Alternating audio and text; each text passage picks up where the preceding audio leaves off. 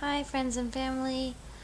Today's Sunday evening because I did nothing during the week, but then yesterday it was a busy day. So this week I didn't do anything. Monday was Chuseok, so that was their Korean sort of harvest festival. Not festival, harvest holiday? Yeah, like Thanksgiving. So I didn't really do anything. On Sunday I went, was it Sunday? No, I already talked about this. I talked about Songpyeon on Saturday. Anyway, so Sunday I went to church and then went to tutoring and then came home. Monday I stayed home, did nothing, and Tuesday I had tutoring. Wednesday I wasn't doing anything. Martin invited me out on Tuesday night and I said that I was too tired and I wanted at least one day of vacation of just doing absolutely nothing. And so I did that on Wednesday, and I got pretty bored of it. And Thursday I also did absolutely nothing. Friday, absolutely nothing. I'm supposed to be going to the immigration office, and I just didn't want to wake up and get all my stuff ready, so I didn't go. And then Saturday was my friend Sujin's wedding. She was my co-teacher when I worked at Yesan. I worked in Yesan, not at Yesan. I worked at Shilewon School, elementary school in Yesan. Anyway, she was my co-teacher, and she got married on Saturday. So I went to the wedding there with Chris, who is the current English teacher at the school. And it was interesting to, all of the teachers that I used to work with were there, and they hadn't seen me since I started studying Korean. So for them, in their minds, I didn't speak Korean. But then I got there and I was like, oh, blah, blah, talking in Korean. And they were, oh my god, wow, your Korean's so great. You got so much prettier. Your face is so white. I don't know what you're talking about. Nothing has changed. But my Korean did improve. And it's easy for me to forget about that because it's an everyday thing for me. And I realized, wow, I do speak a lot of Korean. When I was in Japan, it was just natural for me to instantly reply in Korean. When I speak in English, if I do it for too long, as I did on Saturday, my face hurts. That sounds silly. You use different muscles. Like, when people speak Korean, their mouths move differently. And I've adjusted to that. My mouth used to get really tired. When I first started studying, I would get so tired of speaking in Korean, and my tongue would get tired. It wouldn't work if it still happens. If I speak too much Korean for a really long time, I just keep talking, I get flustered and I can't say the words that I want because my tongue doesn't work. But it's the same now with English. If I speak too much English, my mouth hurts. So that happened because I spoke too much. But yeah, all the old teachers, they were really old. They're not old. The teachers I used to work with, they were really impressed that I spoke Korean, and then, they said, oh, well, what are you doing now? Oh, I graduated. Oh, that's great. What's your plans for the future? I got a job. Really, where? Korean Tourism Organization. And they went, oh my god, that's so amazing. Wow, that's a really, really good job. They don't know anything about my job. They just know that it's with a, government office. They're that's one of the best jobs you can get in Korea. I'm just okay, well, I got a job. I'm still so happy. Anyway, so I did that, and then I went shopping again. I really, my plan is to buy a new wallet, and I cannot find a wallet because my current wallet is childish. It closes with Velcro, and it's made out of fabric that's really, really dirty, and I need a new wallet. But I can't find one. I wandered all over Hongdae for maybe, I don't know, an hour and a half looking. I kept looking in all sorts of shops, maybe they have wallets here? No. Oh, so there's some other things I'll look at. So then I saw one shop and they had this skirt that I really liked, but it was in a burgundy maroon color. I was it's okay. I've seen it in a couple shops. It looks like it's the new hit fall item.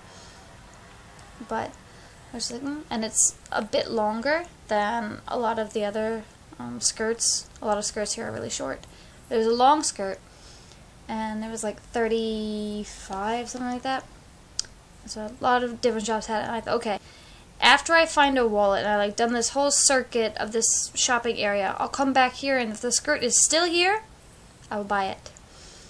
And then I went to the next shop, and they had the same skirt in green, like a dark, I don't know, what color is that? I don't know. Dark green, dark forest green?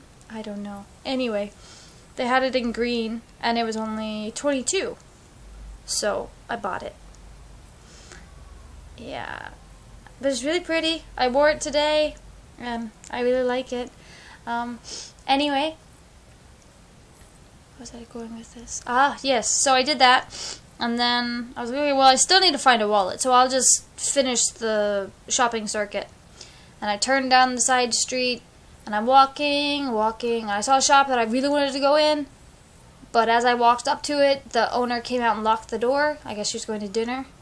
And I was like, okay, well, now I'll just keep walking. But because I had slowed down enough, suddenly I heard, hey, Kayla! Who knows my name? What's going on? And I looked up, and it was like on the second floor balcony of one of the restaurants there. And it was Taesom and Marta. So I was like, oh, hi. And like, come up. Okay. So I went up, and then they're having some beers, waiting for Taesong's friends. And I was like, well, I guess I can stop here. Okay. So I stopped there, and yeah, we had some beer and just talked, waiting for Taesong's friends, who were super, super late. But then they were supposed to meet at, I think Marta said they were supposed to meet at 6:30, and they didn't show up until 9. Yeah. Yay! But I was with them, so then they had dinner, and then drinks, and then having bingsu, which is like the crushed ice dessert, like Korea's traditional ice cream snack. And then noraebang, which is like the singing room, karaoke. So I got home at 3:30, and yeah, I was very tired. But then this morning, I woke up to go to church, and I set my alarm for 8:30, and I woke up, and I was like, okay, I gotta get out of bed, just a little bit more sleep, okay. So I laid in bed, and then I looked at my phone again, and it was 12:45. So I thought, oh, well, church is already over, lunch is over, I guess I'm not going. And then I thought, I should check my phone to make sure that I actually saw that correctly, and it really is that time. And I looked at my phone, and it was only 9:30, so clearly I was like asleep when I looked. I think I was dreaming, but it was not. It was only 9:30. So I got up and I went to church. And today was the reason I felt like I have to go, even though I'm tired, I have to go, was because today was our 18th year anniversary. So we had like a big, I don't know about celebration, it's just sort of a celebration. Not really. I don't know what I'm talking about. We had buffet instead of just regular, what we normally eat, which we normally eat ramen and like rice burger, which is basically just a bowl of rice, a rice ball with stuff inside of it. Anyway, yep, that was this week. It was really boring, except for yesterday where I was just busy. Like I woke up at 7:30, and then I went to bed at 3:30 the next day. So I was really tired. And now I'm tired. So I'm gonna go to bed. This coming week, I'm hoping to go to either the Puzzle Cafe or the Papercraft Cafe with a friend from South Africa. And hopefully I will go to the immigration office sometime this week. I said hopefully. I need to. I have to. And I should be hanging out with soon this week. He's the pastor's son, but he's pretty much lived in America almost his whole life, so he seems more American than Korean. So it's fun to hang out with him because we can just talk in English, and yeah, he has American humor. And I am so angry at Thomas Kim. Stupid little idiot. I feel really mad still just thinking about it.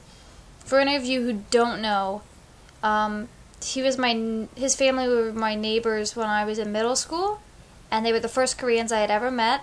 And because Thomas and his cousin Sunga were like the cutest things ever, I wanted to have Korean kids, which, like, okay, whatever. But that's, seriously, they were my first introduction into Korea, and I think the first time that I became interested in Korea. So I feel a lot of thanks? I don't know. There's some connection between me and his family, even though I don't communicate with them at all, but I still feel that they influenced me. And then this little idiot gets in with the wrong crowd. He's been with the wrong crowd for years now. And then he goes around and does some stupid idiot move, gets charged with a bunch of criminal activity. I'm like, he's 17. He totally just ruined his whole future. And I just feel really angry about it. He's a stupid idiot, and I want to slap him. Stupid Thomas. But then, since I've been in Korea, I've always wondered about Sunga. Like, how old is she now? Where does she go to school? How's she doing? And now I think, wow. Well, if he's 17, she was either the same age or a year older, so she's like 17, 18. So basically, she's graduating high school this year. And I really hope that she's doing much better than he is, and that if she is graduating from high school, then she's not super stressed out about the tests, because that's like the hardest thing of their lives. Yeah, that's really all there is to say. Thomas is an idiot, and I'm really tired. So I'll make another update video next Saturday, well, maybe Sunday, I don't know, next week. Until then, bye!